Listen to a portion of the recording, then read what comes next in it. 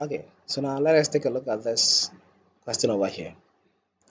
So this question says that in the diagram, the line PQ is parallel to the line RS. So this is the symbol for parallel lines. Find the value of Z. So we are looking for the value of this angle over here.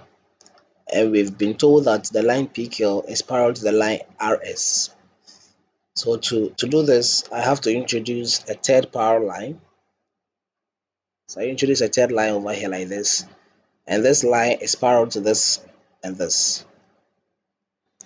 Now, since I have the third parallel line, then it means that I can have the Z shape. So I can have a Z shape over here like this.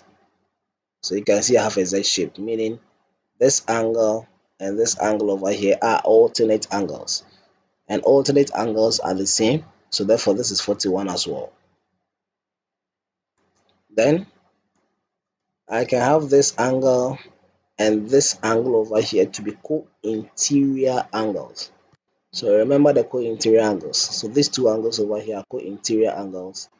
And we know that co-interior angles are supplementary angles. That is, they should add up to 180. So therefore, if this is 136 degree, then this angle over here should be 44 degree. So that when I add this and this, I get 180 degree. And the reason is because they are co-interior angles, and co-interior angles are supplementary angles. Now, another way you could also do it is you can also have this over here to be 44. That is angles on a straight line, and then you use the Z shape, you still get this to be 44. Okay. Now to have this drawn out properly, this is how it is going to look like. So I have the first Z shape over here. So this alternates with this. So therefore this is 41. And this angle and this angle over here are co-interior angles. Therefore they should be able to sum up to 180 degree. So therefore this angle is 44 degree. Now you realize that it is these two angles over here.